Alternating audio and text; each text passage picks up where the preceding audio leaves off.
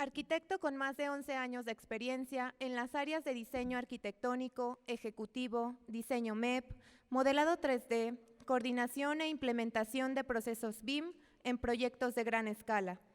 Conferencista y expositor de experiencias enfocadas en implementación BIM ante instituciones de educación superior, cámaras de la industria y en foros especializados en temas de tecnología e innovación para el diseño y construcción. Actualmente, tiene la responsabilidad como gerente BIM de liderar la correcta implementación, integración y búsqueda de nuevas tecnologías en todos los proyectos de preconstrucción y construcción que Bobis tiene actualmente. Recibamos con un fuerte aplauso al arquitecto Hiram Andrade con la conferencia Situación actual y ejemplos exitosos en la implementación.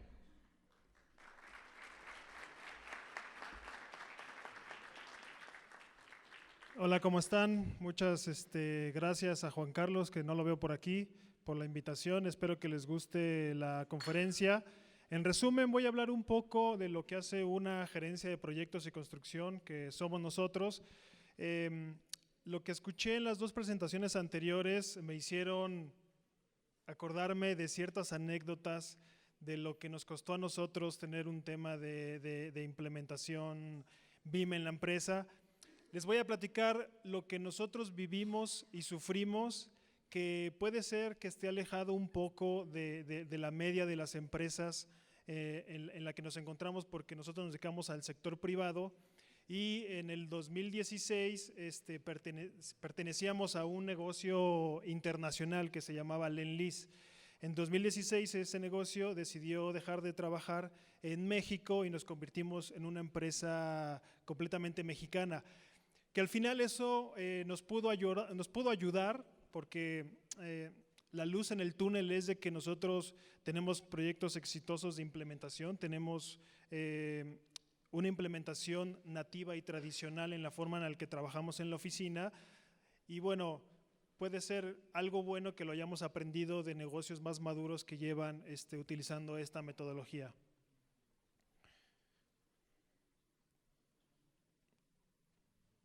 Esta es un poco la historia que les comentaba y un poco los grandes proyectos que hemos hecho y cómo hemos evolucionado en temas de qué implementamos en cada uno de esos proyectos.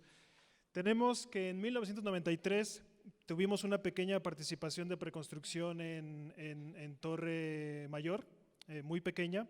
Fue el primer acercamiento que hicimos de trabajo en lo que sería como una gerencia aquí en México y parte de los grandes hitos que nos han formado como una gerencia exitosa en México ha sido la construcción de Torre Reforma, temas de bancos con multisitios. Tenemos un área que se llama multisitios en la cual no implementamos BIM aún, pero que son hitos importantes en el que nos han ayudado a crecer como empresa y tener presencia en varios sectores de la construcción. El último y no menos importante ha sido Chapultepec 1, una torre de 60 niveles que acabamos de terminar este año y temas de habitacionales mixtos que hemos hecho varios y el más representativo y el último que tenemos es Rubén Darío.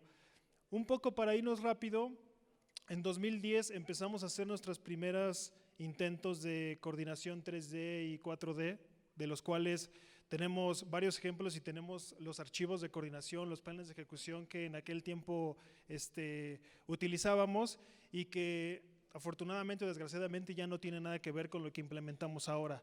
Tuvimos un tema de regionalizar el plan de ejecución que venían de negocios internacionales y que hoy en día no es de que sea perfecto ni esté en punto, pero nos ha ayudado a construir los siguientes edificios y potencializar el uso de los modelos a 4D, 5D y ya temas de sustentabilidad que ya son una parte real de los proyectos que hacemos hoy en día. Esta es un poco la misma escala de tiempo, pero hablando del tema personal, de las personas y equipos que hemos recorrido este camino. no lo hemos recorrido solos, hay personas que han salido de la empresa, hay otras que se han incorporado, pero en realidad se mantiene un proceso y una esencia de colaboración en la oficina. Para el 2016 que estábamos, para el 2010 que estábamos empezando nuestros primeros intentos BIM, nosotros no teníamos ese título de nombre que tanto nos ha llamado la atención, que es el gerente BIM. Teníamos solamente un coordinador BIM y era el encargado de tener la adoptación de la tecnología internacional y los procesos internacionales en México. Nuestro gerente BIM era americano y era él el que nos ayudaba a hacer esa implementación y esa regionalización de estándares BIM aquí en México. Con el paso del tiempo, ese coordinador BIM, comenzamos una implementación real del 2011 al 2014 con esos proyectos piloto que mencionaron en las otras empresas y que no lo vendíamos como un extra hacia los proyectos, lo dábamos como una parte de lo que a nosotros nos podía servir una implementación no real, porque en realidad no era un entregable, no era algo que el cliente nos pidiera de, oye, tú me dijiste que lo ibas a hacer con BIM.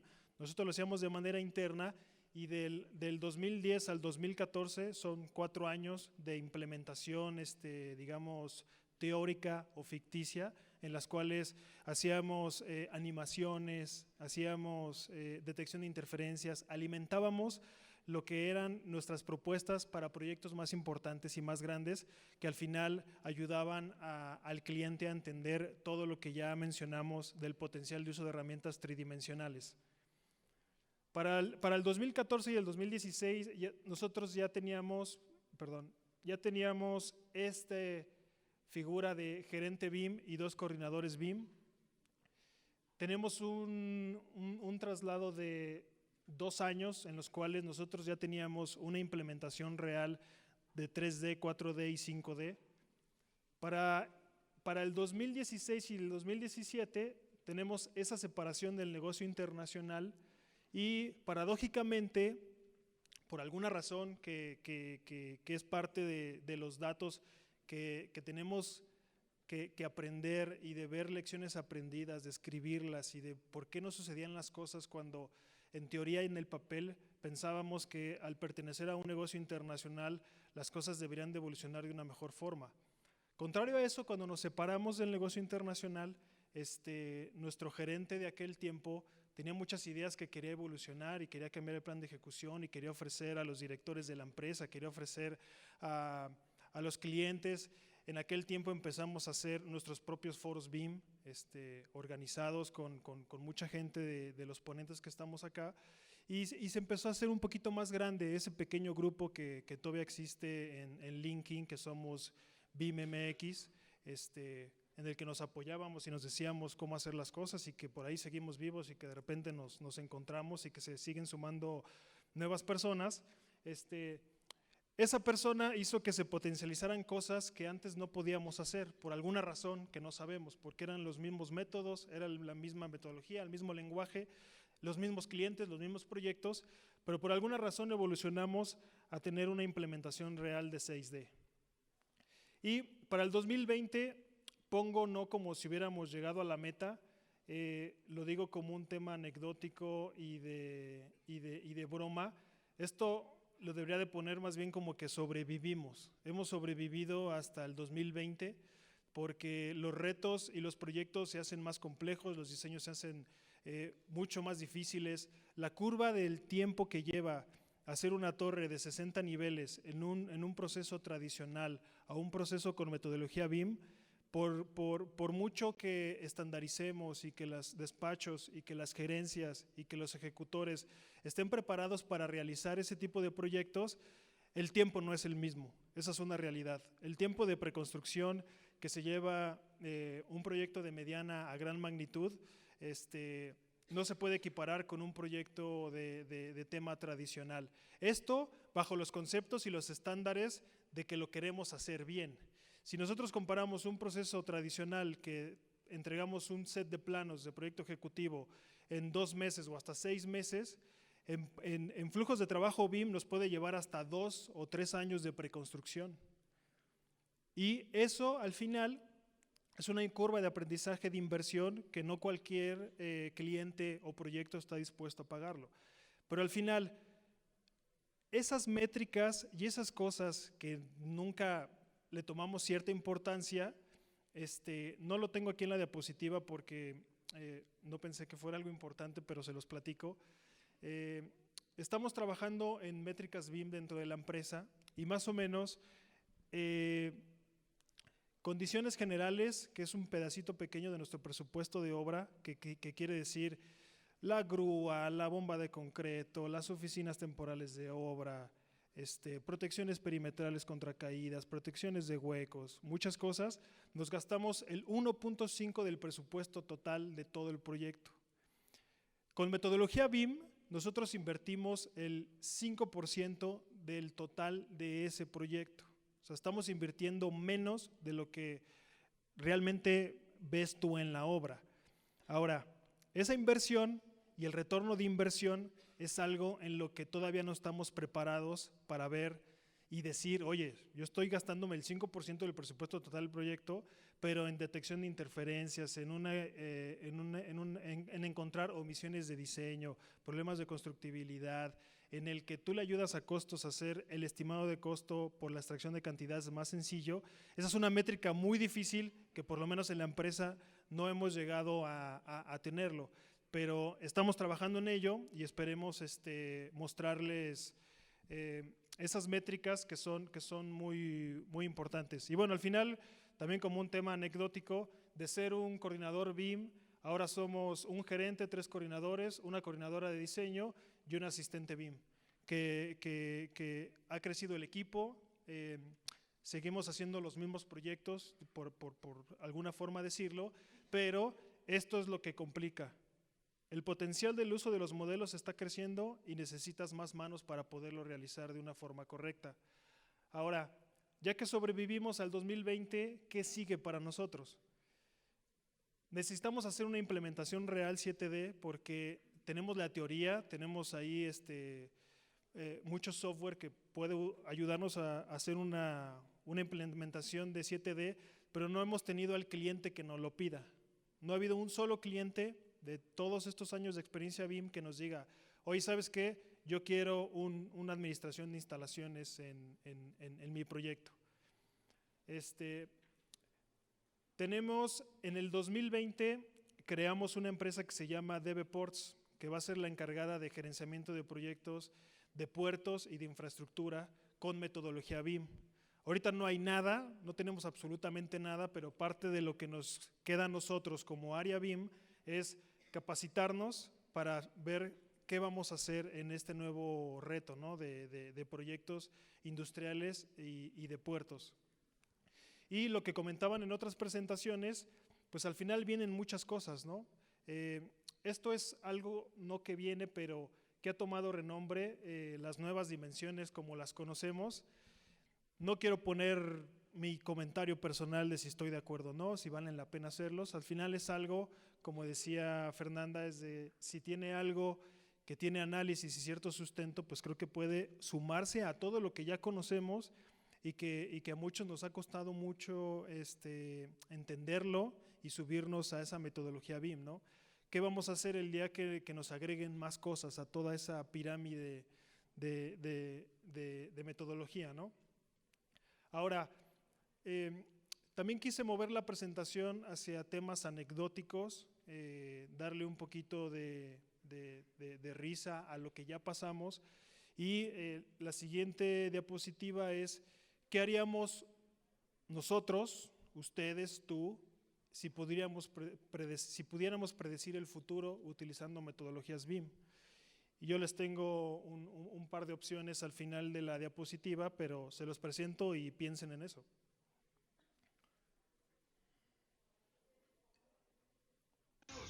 Un momento, ¿los Cachorros ganaron la Serie Mundial? ¿Contra Miami?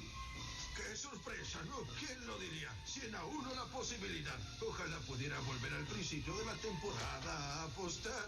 ¿Por qué Miami no? ¿Qué es lo que dijo? Dije que ojalá pudiera volver al principio de la temporada y apostar por los Cachorros. Imagínense al director de proyecto que hubiera dicho, ojalá hubiera regresado a la preconstrucción y haber revisado y haber visto todo lo que nos encontramos en obra y todo lo que nos costó, ¿no? Ese sería su rostro de cuánto me hubiera ahorrado, ¿no? Bueno, ¿y qué haríamos si pudiéramos predecir el futuro en nuestros propios mentes? ¿Realmente haríamos lo correcto? ¿O puede ser que no lo hiciéramos o que no lo quisiéramos hacer? Que eso es todavía más complejo, ¿no? Bueno, nos podemos ir por la parte más fácil y volvernos millonarios y olvidarnos de todo, ¿no? ¿Y qué haríamos si pudiéramos predecir el futuro con procesos BIM en la industria? Pues bueno, hablaríamos de una metodología y del cómo podemos potencializar el uso de los modelos en los proyectos que lo permitan. También es cierto que todo esto no es como de yo quiero 3D, 4D, 5D, 6, 7D y pónganmelo para llevar, ¿no? Es algo que el proyecto lo tiene que pagar, que el cliente tiene que estar convencido. Hay temas contractuales muy serios en la industria en la cual el cliente no está preparado siquiera para sacar un contrato legal hacia un arquitecto o hacia un diseñador estructural o hacia un MEP para ver qué demonios pedimos o qué demonios le voy a pedir para mi proyecto. Desafortunadamente, los proyectos de preconstrucción que hemos tenido en la empresa pudiera hablar de un 85 a 90% de fracaso absoluto en todos los sentidos con metodología BIM. Y tiene que ver únicamente por un tema contractual, nada más, porque hemos tenido despachos de arquitectura de mucho renombre que hemos trabajado con ellos en etapas de construcción y que hemos tenido proyectos muy exitosos, pero que desgraciadamente en la etapa de preconstrucción el cliente no sabe qué es lo que necesita, no sabe qué es lo que quiere. Entonces al final él puede decir un 3D, 4D, 5D o siquiera un modelo estructural en el software que ustedes quieran, pero al final esto es un negocio. Si el arquitecto, por mucho que lo sepa hacer y sea algo que pudiera ofrecer al proyecto, pero si no lo tiene contratado y no lo tiene pagado, pues al final es gracias, no lo tengo contratado y seguimos bajo un procedimiento tradicional. Y ahí entran temas todavía más complejos, ¿no? Que son la cláusula de rescisión, el cancelar, agregarle una adenda al proyecto, al final es dinero que el cliente sale de su bolsa, ¿no? No quiero adentrarme como en temas técnicos, ahí son las 7 dimensiones, puede haber más, menos, entregables en todo ese listado, pero bueno. Y al final me quiero detener un poquito antes de que empiece, porque este es un video que hicimos conjuntamente con el desarrollador que es T69 y Grupo Marca y el despacho de arquitectura que es Taller G, que es un video de promoción de Chapultepec 1 post coordinación de preconstrucción. Es un video más o menos de 5 minutos que me gusta mucho mostrarlo porque muestra el alcance de que todos nosotros podemos realizar cosas padres en México, con empresas mexicanas, diseño mexicano, construcción mexicana. Y al final este video es una condensación de lo que pensábamos que no podíamos hacer, que necesitábamos contratar a una empresa que nos ayudara a hacer un video marketinero para presentar el proyecto, pero al final ese modelo que utilizamos en preconstrucción, que si somos exigentes, y muchos me lo han dicho, cuando vean el video, se ve hasta que se mueve el video, ¿no? O sea, no es un video perfecto en estricto sentido, pero que salió de nuestras máquinas de coordinación en la etapa de preconstrucción y que en el tema de edición que muestra lapsos de obra, lo bonito que es la Ciudad de México y el que nos sintamos orgullosos de que es un proyecto 100% mexicano en todos los sentidos. No es cierto porque el arquitecto maestro fue KMD Y bueno, después hicieron ahí un chanchullo de salirse de KMD y hacer Taller G, pero en realidad todos fueron mexicanos, ¿no? Pero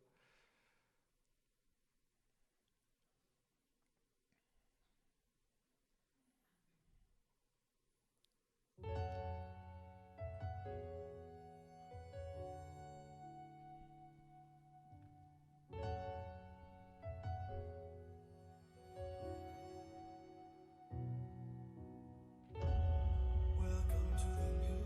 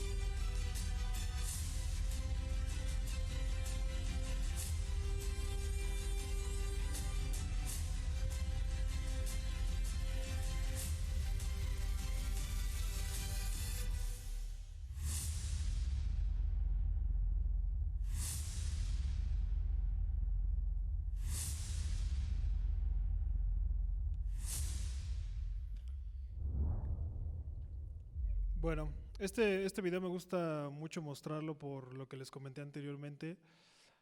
Esto es el producto de un desarrollador y de un cliente que sabe lo que quiere y que su gerencia, en este caso nosotros, no entendíamos lo que quería, pero estaba contractualmente. Él quería que del modelo BIM saliera este video marketinero de venta, en el cual en su momento no nos dimos cuenta que el modelo no lo teníamos pensado para eso, ¿no? Pero al final, con muchos meses de trabajo, empresas involucradas que ayudaron a meter el tema de acabados del hotel, de los departamentos, de los que se dedicaban y metieron su granito de arena, pues al final el producto no es algo perfecto, porque como les comenté se alcanzan a ver ciertos detalles, pero que al final es un entregable, el cliente quedó contento y que es parte de lo que tenemos que luchar todos nosotros para tener un estándar de todo, ¿no? De legal, técnico, de entregables,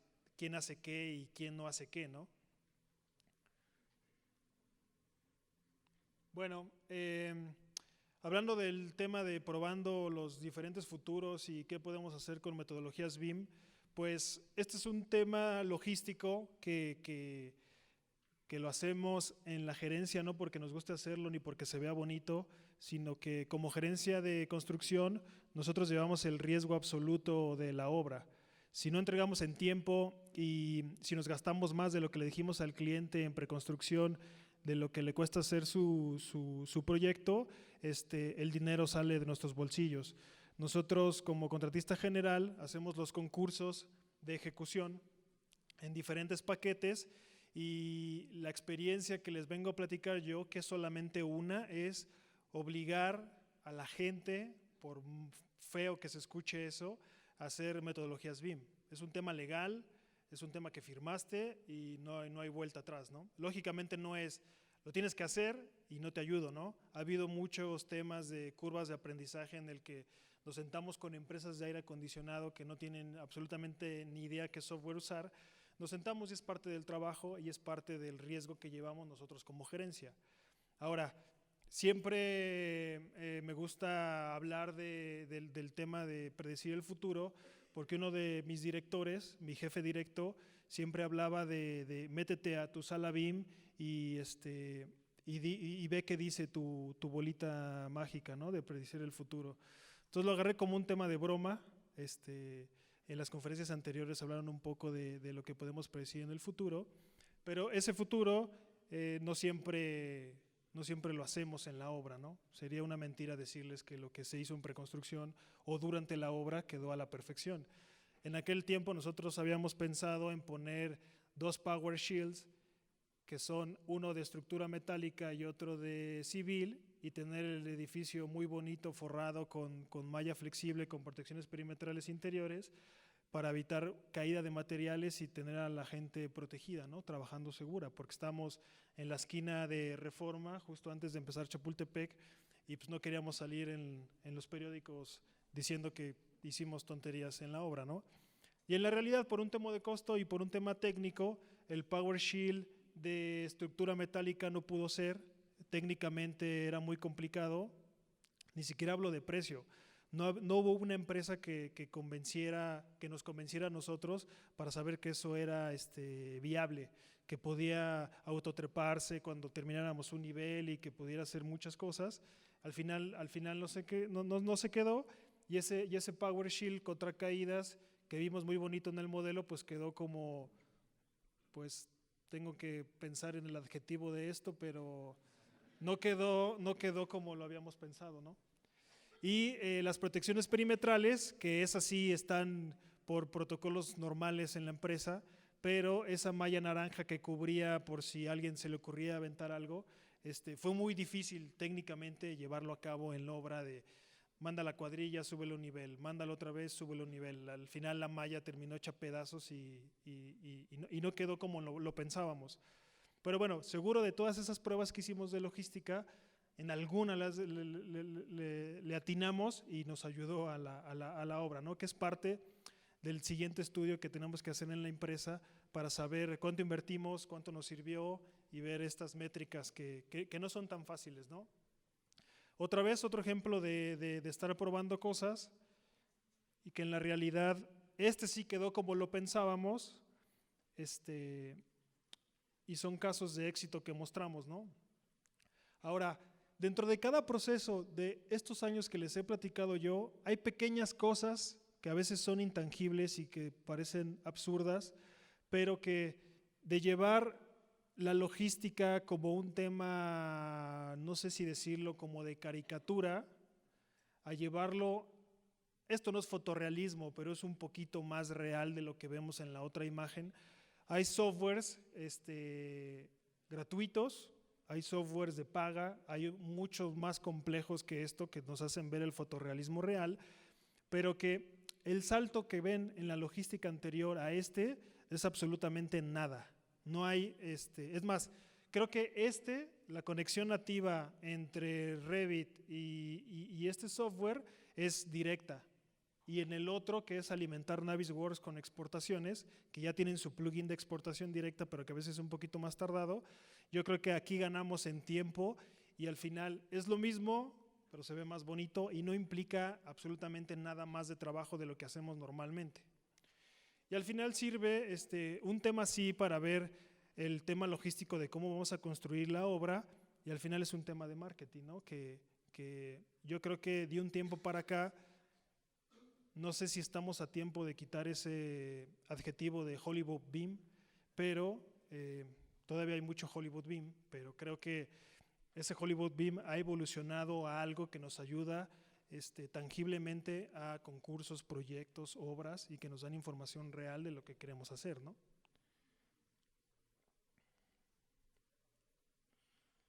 Este es de una predicción que sí nos salió bien a la primera, que no hubo errores, de cómo íbamos a meter unos tanques de agua helada que son como 3 Donkey Kongs que tienen que entrar a un edificio, subidos a unas tortuguitas, y que nos dimos cuenta que si instalábamos toda la maraña de instalaciones que teníamos ahí, pues iba a ser muy complicado que esos Godzillitas entraran, ¿no? O si entraban, pues le iban a dar a todo lo que ven ahí marcado como instalaciones, ¿no? No se modelaron las tortuguitas, pero bueno, les hicimos el offset para que se viera el a qué le pegábamos, ¿no? Y un poco los que no conozcan, para los estudiantes, cómo es una detección de interferencias y cómo es esa detección de posibles futuros o posibles errores. Esta es una versión típica de Navisworks del cómo se detectan interferencias, ¿no? Que es correr una instalación junto con otra y mandar tareas, ¿no? De muévete, súbete, bájate, qué es más importante, qué es menos importante, que es parte de la estandarización de procesos tanto en preconstrucción como en construcción y en general como la industria, para saber inclusive la jerarquía de instalaciones, ¿no? No es lo mismo mover un ducto que un conduit de media pulgada, ¿no? A menos que el que esté modelando el conduit pues mida 3 metros y pese 4 toneladas, pues sí, ¿no? Y sea luchador profesional, puede ser que a lo mejor él gane, ¿no? Este es algo muy importante que en todas las conferencias pecamos de mostrar lo que está mal, y si tuviéramos un buen estándar en la industria en todos los sentidos, de despachos de diseño, desarrolladores, gerencias, en realidad no existirían estas conferencias para mostrar el cómo sí lo arreglamos. Si hiciéramos las cosas bien desde un principio y estandarizáramos todo, no existirían esos proyectos ejecutivos pues malones a inexistentes, ¿no? Un tema es la constructibilidad, ¿no? Que es un tema de físicamente en dónde van las cosas, pero hay un tema de deficiencias de ingeniería en el cual nos entregan un proyecto ejecutivo y resulta que tenemos 4 tubos de 4 pulgadas, pero resulta que el edificio necesita 6 tubos de 4 pulgadas.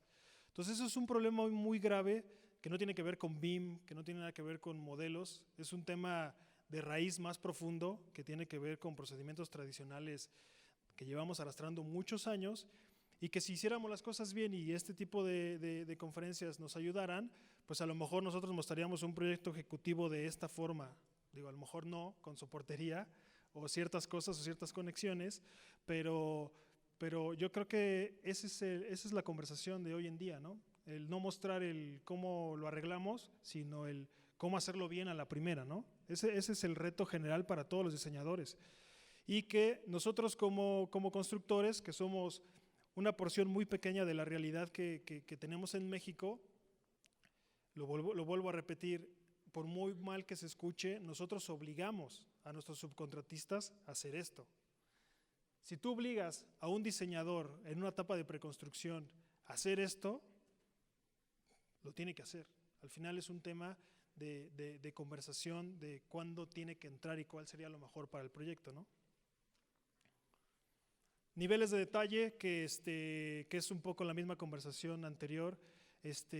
Hay proyectos de preconstrucción y que yo no estoy aquí para decir cuál es la solución a todos los problemas, porque es verdad que hay proyectos de preconstrucción que no pueden llegar a construirse por un tema de costo, por una corrida financiera, por muchas cosas, por no salió la licencia, porque hay problemas o se encontraron algo ahí abajo, ¿no? Por algo, hay muchas cosas. Es absurdo pedir que todos los proyectos en preconstrucción tengan un nivel de detalle de construcción, ¿no? También es cierto, pero yo no estoy aquí para dar la solución, solo lo pongo en la mesa porque es parte de ese punto medio, ¿no? Hasta dónde podemos estandarizar un proyecto de preconstrucción y hasta dónde uno de construcción, ¿no?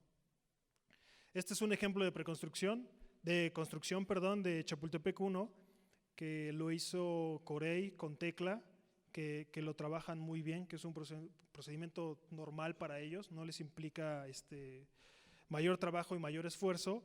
Y este es LOMSI, que fueron los encargados de hacer el acero de refuerzo y que se ve bien y bonito en una fotografía y en una conferencia, pero los flujos de trabajo de modelado de este nivel de detalle con LOMSI en Chapultepec 1 fueron un completo fracaso también.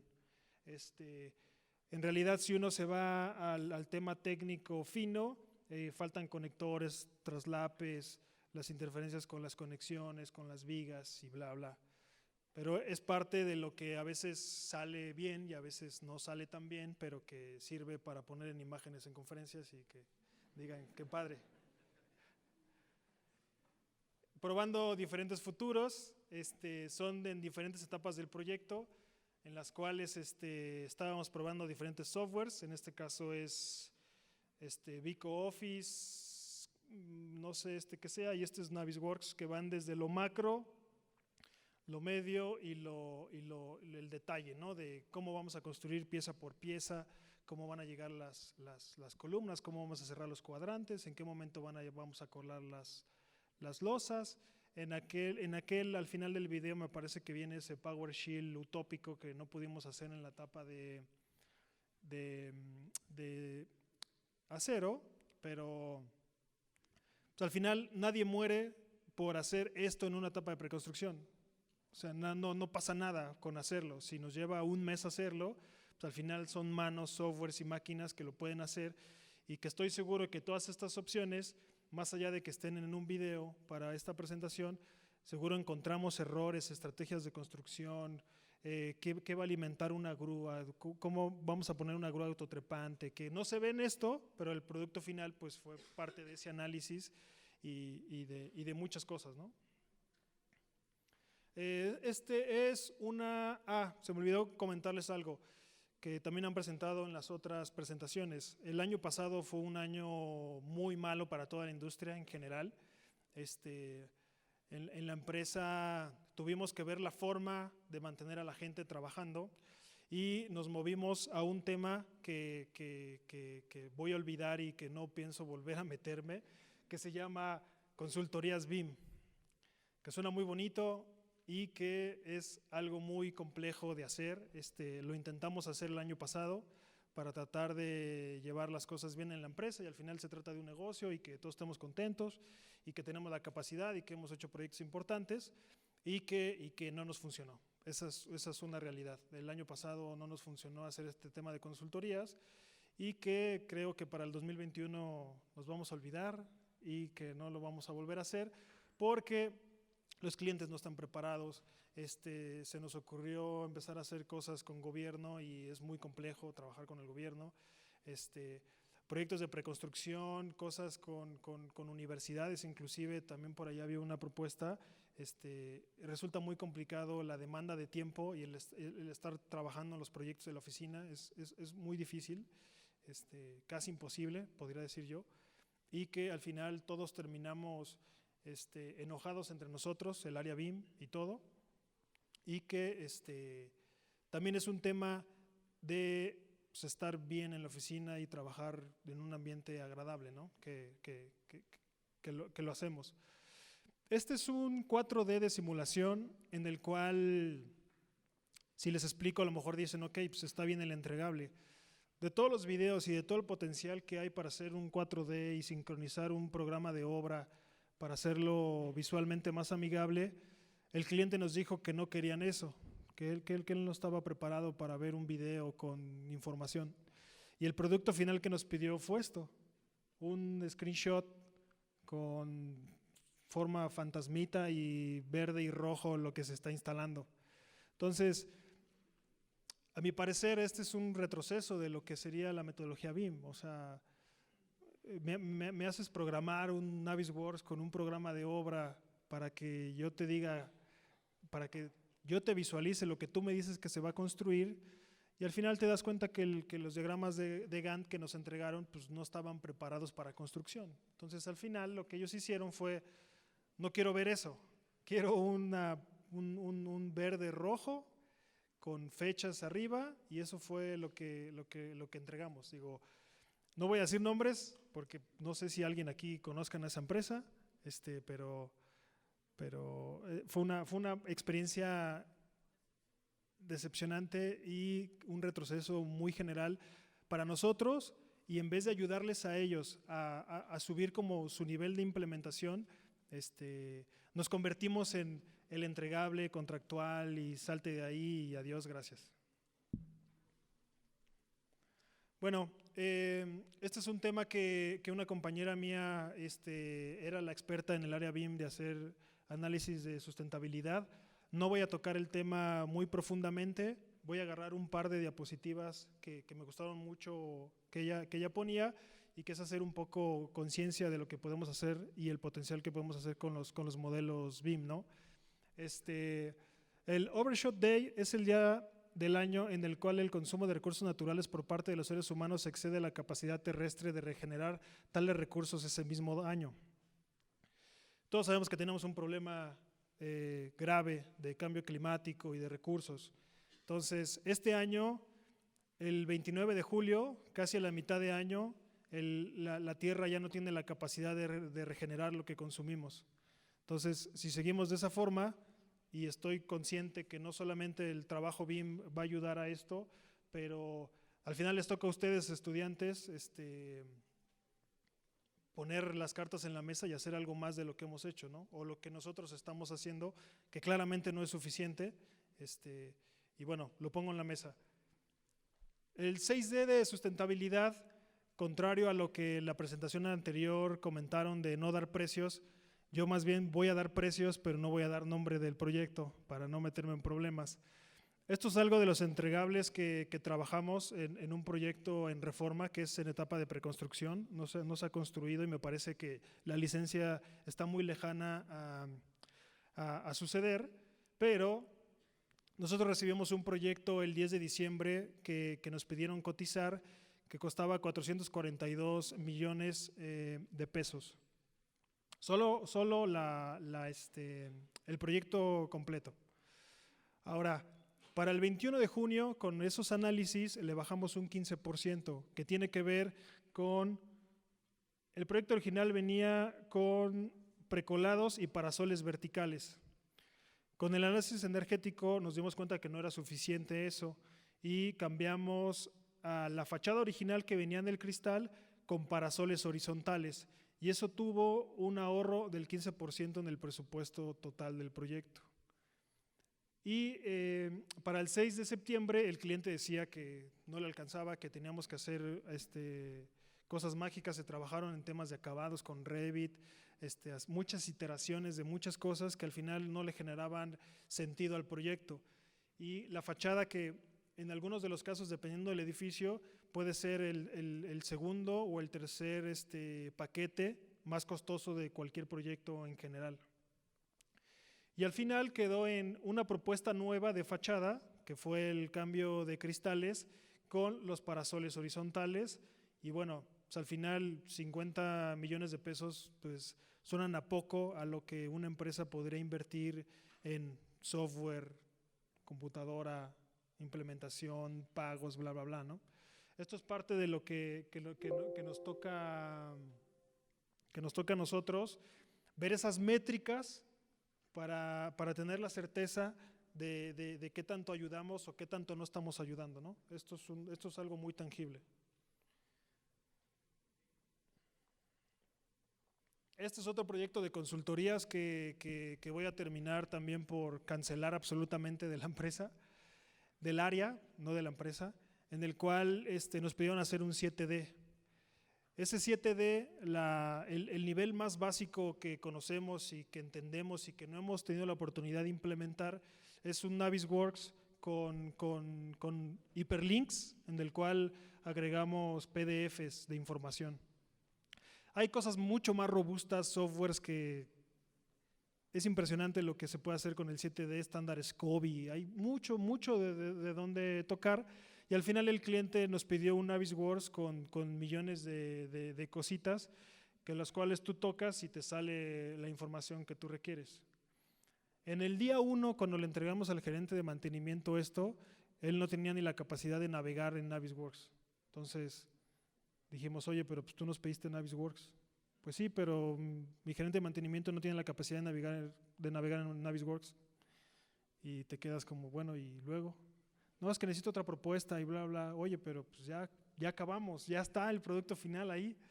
Entonces es algo complicado que es parte de lo que nos lleva a la industria, ¿no? Voy a cerrar con imágenes varias de diferentes proyectos que hablan y ejemplifican la carencia que tenemos de estándares en proyectos de preconstrucción y que no tienen nada que ver con lo que se lleva a cabo. Este proyecto es un despacho americano muy famoso que nos entregó su proyecto ejecutivo y que al final terminó siendo esto, ¿no? Más allá de lo que físicamente se ve, es un tema grave de inconsistencias de diseño, o sea, interconexiones en tableros. Hay un problema muy grave de lo que entendemos o lo que nuestros diseñadores entienden como proyecto ejecutivo. Y que no tiene que ver con niveles de detalle. Digo, si el nivel de detalle en preconstrucción tiene que ser para no modelar lo que al final va a ser eso, pero pues por lo menos modélame todos los tubos, ¿no? O sea, todo eso debería de estar. Estos son ejemplos varios de lo que se coordina y lo que se construye. Esto es parte de lo que estamos haciendo, no tiene ningún valor de construcción. Esto es InfraWorks, que estamos explorando para el nuevo negocio de la empresa, que es DB Ports, y que es impresionante cómo para hacer una propuesta al otro día podemos ya hacer un video de media hora que no te da ninguna información de construcción, no te da nada del que puedas decir, ay, ok, ya terminaron mi proyecto, pero que al final vende y que al final indirectamente nos da mucha idea del cómo queremos atacar la obra y empiezan otro tipo de conversaciones. Otros análisis energéticos que nos han pedido, que no hemos logrado. Este es algo que no es un proyecto exitoso en la empresa, que nos pedían un mass damper en el nivel 57 que sirviera como amortiguador de vientos y de terremotos, para simplemente que el edificio al interior no se sintiera incómodo que cuando estuviera temblando. Y no lo pudimos lograr con los softwares que nosotros tenemos. Al final esto varió en un modelado y en una maqueta de cómo se comportaba, ¿no? Pero es parte de lo que el análisis, más allá de energéticos, podríamos hacer de temas sísmicos, ¿no?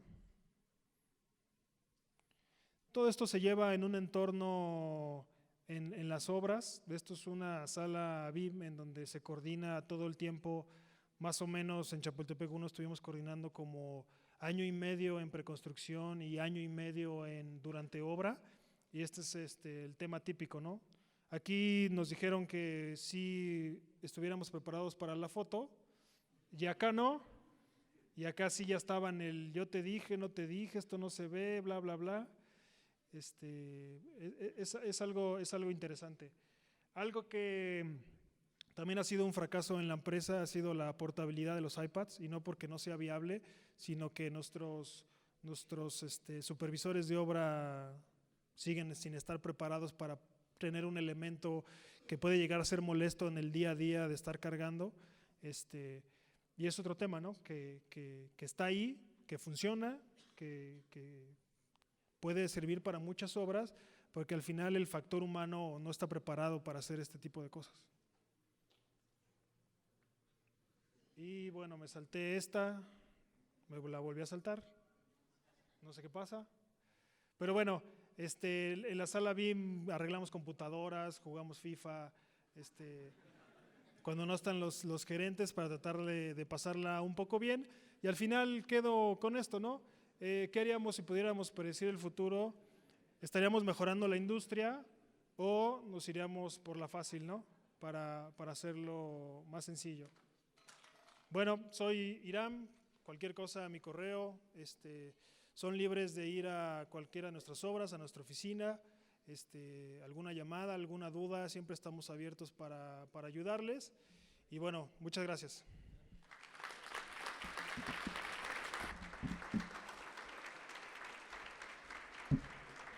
Agradecemos a nuestro ponente por su participación y pedimos al ingeniero Arturo Navarro Michel, presidente del Colegio de Ingenieros Civiles de Guanajuato, AC, pase al estrado a entregar el reconocimiento oficial.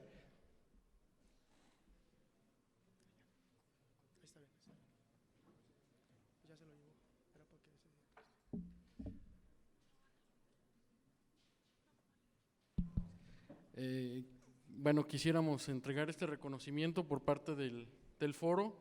El comité organizador del foro Guanajuato 2020, el futuro se construye, otorga el presente agradecimiento a Iram Baldomero Andrade Velasco por su valiosa participación con la charla Situación Actual y Ejemplos Exitosos de Implementación, llevada a cabo en las instalaciones de las aulas magnas del campus Guanajuato de la Universidad de Guanajuato, Guanajuato, a 27 de febrero del 2020.